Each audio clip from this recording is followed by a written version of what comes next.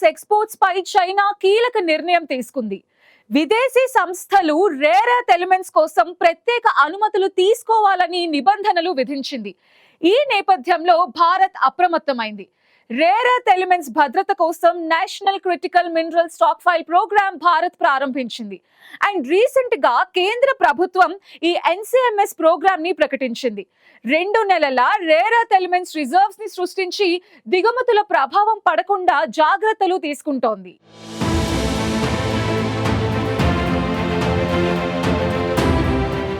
China rare earth elements ఎగుమతులపై కఠిన నియంత్రణలు విధించిన నేపథ్యంలో భారత్ తన జాతీయ కీలక ఖనిజ నిల్వ ప్రణాళిక ఎన్సిఎంఎస్ ప్రారంభించింది. అక్టోబర్ 13న కేంద్ర ప్రభుత్వం ఈ ప్రణాళికను ప్రకటించింది. దీని కింద 2 నెలల పాటు సరిపడే రేర్ ఎర్త్ ఎలిమెంట్స్ నిల్వను ఏర్పాటు చేయనుంది. దీని ద్వారా సరఫరా అంతరాయాలు ఏర్పడకుండా చర్యలు తీసుకుంటోంది. చైనా ఎక్స్పోర్ట్ నియంత్రణలు మరింత కఠినమవుతున్న నేపథ్యంలో ఈ ప్రోగ్రాం ప్రపంచంలోని అతిపెద్ద ప్రజాస్వామ్య దేశం ఖనిజ భద్రత వైపు అడుగులు వేస్తోంది. తాజాగా చైనా రేర్ ఎర్త్ ఎలిమెంట్స్ ఎగుమతిపై కఠిన నియంత్రణలు విధించింది. చైనా తీసుకున్న ఈ నిర్ణయంతో ప్రపంచ ఎలక్ట్రిక్ వాహనాలు, విండ్ టర్బైన్లు, హైటెక్ ఎలక్ట్రానిక్స్ సప్లై చైన్లను ప్రభావితం చేసింది. అక్టోబర్ 9న చైనా 12 రకాల రేర్ ఎర్త్ ఎలిమెంట్స్ పై దిగుమతి నియంత్రణలను విస్తరించినట్లు ప్రకటించింది.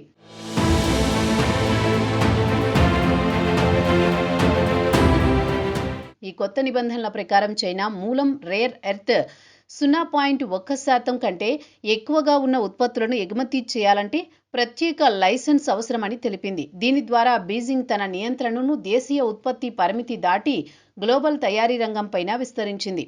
America rare earth elements exports పై నియంత్రణలు విధించిన నేపథ్యంలో అమెరికా అధ్యక్షుడు డొనాల్డ్ ట్రంప్ నవంబర్ 1 నుంచి చైనా దిగుమతులపై 100% సుంకం విధిస్తున్నట్లు ప్రకటించారు.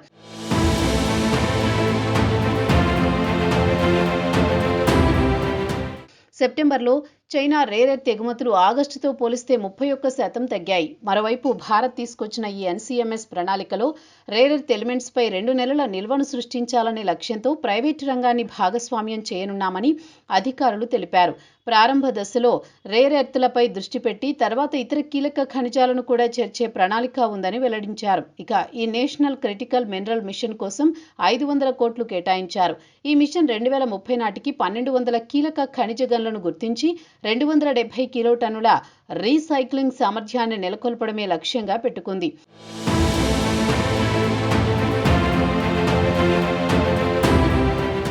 ఈ నిల్వ ప్రణాళిక భారత్లో దిగుమతులపై ఆధారాన్ని తగ్గించడమే లక్ష్యంగా చేపడుతున్నారు. ప్రభుత్వం 7,300 కోట్ల ప్రోత్సాహక పథకాన్ని ఆమోదించింది. దీని ద్వారా 5 సంవత్సరాలలో 6,000 టన్నుల రేర్ ఎర్త్ మ్యాగ్నెట్ ఉత్పత్తి చేయనున్నారు. ఇది మొదట ప్రతిపాదించిన 13.45 బిలియన్ ప్రాజెక్టు కంటే గణనీయమైన విస్తరణ. ఖనిజ భద్రతపై ప్రభుత్వ కట్టుబాటును సూచిస్తోందని విశ్లేషకులు చెబుతున్నారు.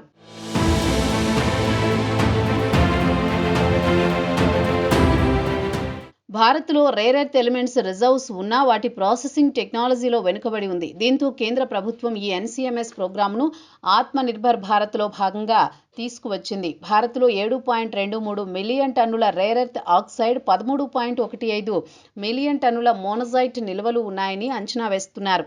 ఈ నిల్వలు ప్రధానంగా ఆంధ్రప్రదేశ్, ఒడిషా, తమిళనాడు, కేరళ, పశ్చిమ బెంగాల్, జార్ఖండ్, గుజరాత్ మరియు మహారాష్ట్ర రాష్ట్రాల్లో విస్తరించి ఉన్నాయి.